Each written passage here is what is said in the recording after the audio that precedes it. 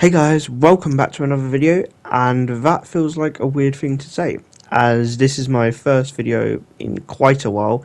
I think, no, I was about to say that it's my first video this year, but I did upload a couple in January before I stopped, I think. If you want to hear more about that, then I'll talk about it at the end of the video. But for now, I am here to talk about Thomas Tuchel's England, pretty much. The start of his reign, what's happened since the World Cup qualifiers, what I reckon our chances are in the World Cup next year, all that kind of thing.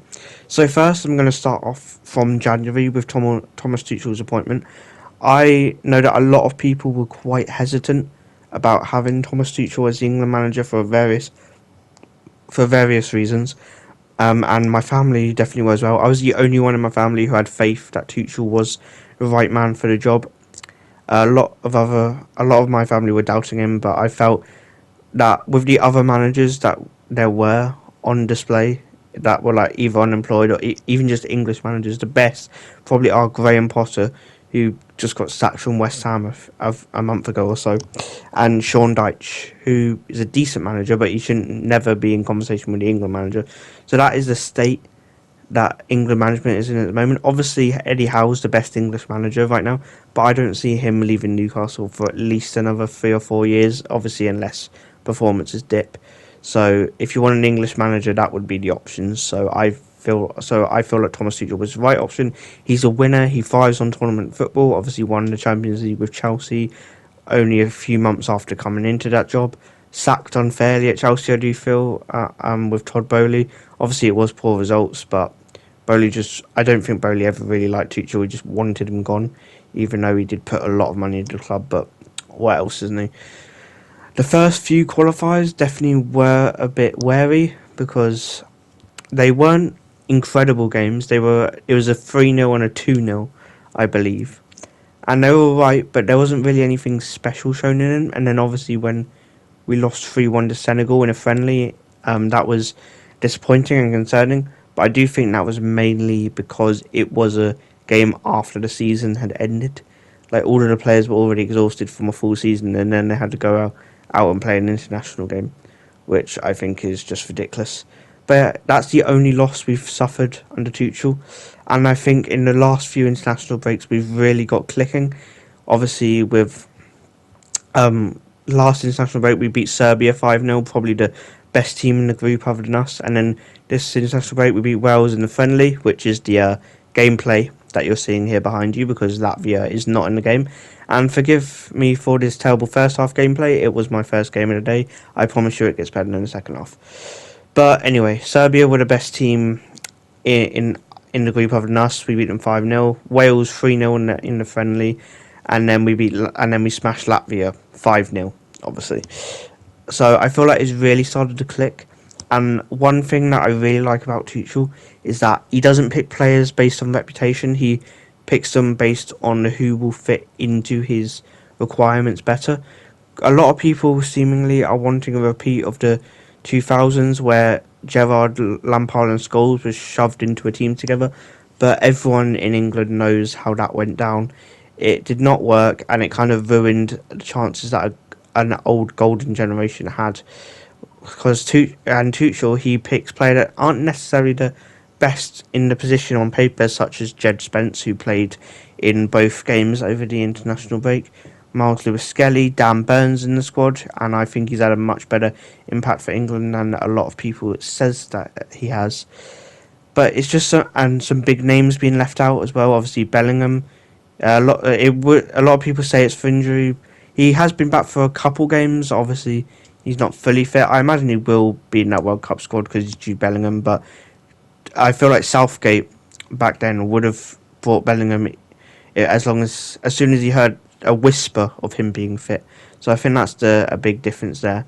And one thing interesting especially is Morgan Rogers, because with all of the talent you've got up front that a lot of people want to shove together, Kane, Saka, Bowen, Grealish in the future potentially, Foden, Palmer, Bellingham, all of those players, you wouldn't really expect Morgan Rogers to be to be the one that has played the most at the U10 role for Tuchel, but he has. And even though he's been disappointing for Villa recently, he has really performed whenever he's put on an England shirt. And I think that is interesting that Thomas Tuchel has picked him. I believe Bellingham probably will start in the World Cup, but Rodgers is a good option to have, and it's about, again, who the manager trusts and not just trying to force players to be in the team because they're the best players on paper, which I really like. Now, I'm going to get on to a debate that was widespread during the international break, at least at least among England fans, and that is the debate of Elliot Anderson versus Adam Wharton. Now, I personally think that Adam Wharton is the better player, and he probably does have the higher ceiling. I feel like Wharton could play for one of the best clubs in the world, but at the same time, ever since Anderson has came in and played next to Rice, which is the last 4 games, I feel like that's the best we've looked under Tuchel, and we probably only have a max of 6 games before the World Cup, that being the last 2 qualifiers, 2 friendlies before the squad, and 2 friendlies after the squad is announced before the World Cup.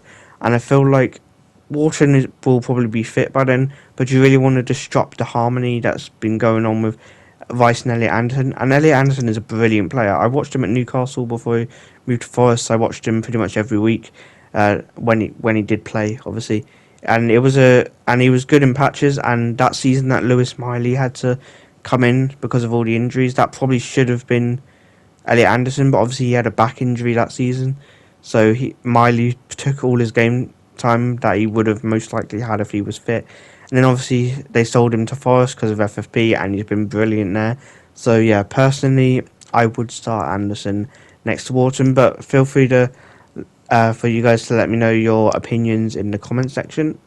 And yeah, I'll take them into consideration and think about them and stuff. Obviously, everyone has a different opinion, especially in England. The English fan base, we hate each other because of clubs anyway, and then we move on to discussions about this, so it's kind of an intense one. Anyway, up next, I just want to talk about what's next. Obviously, like I said before, we have the last 2 qualifiers, which are meaningless, but I still want to go through them with good results, because obviously we still haven't conceded a competitive goal under Thomas Tuchel so far, and I want to keep it that way for as long as possible. Pickford has been brilliant whenever he has been called upon, which is rarely, and it's surprising to me that he's signed a long-term deal at Everton.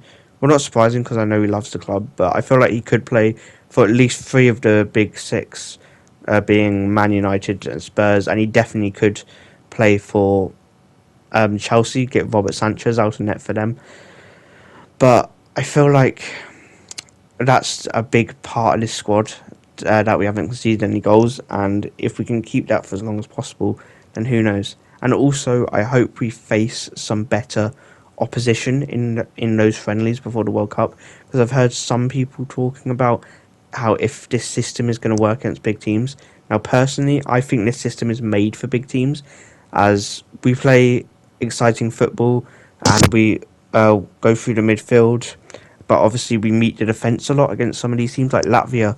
We had so much of the ball, so much possession, but we had to wait until the 25th minute to get the lead the other night because they were just continually sitting back. But against a team like Brazil, France, Spain, they don't sit as far back because obviously they trust their defenders, so that can leave more space for us to attack in. So that is it, guys. I just wanted to come here and give my thoughts so far on the Thomas Tuchel reign and some of the other stuff that's been going on. It's felt weird, but also nice to be back here recording. I just wanted to share my opinion because I only really have one friend that follows football, so it's nice to talk to some other people about it. Shout out to you, Jack.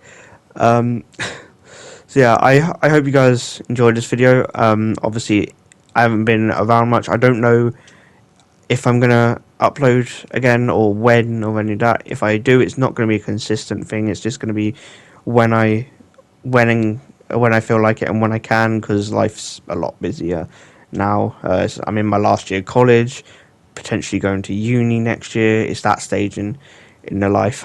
Unfortunately, I'm not a 13-year-old kid anymore like I was when I started this channel, which is wild to say.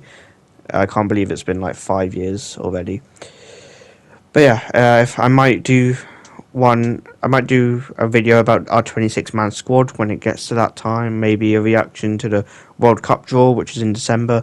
Maybe some content on Liverpool at some point, but I don't really feel like doing that one right now based on our current form. But hopefully it will get better. But yeah, for now, guys, it's been nice to be back. I hope you guys have enjoyed this video. Have a nice day, and I will hopefully see you next time. Bye.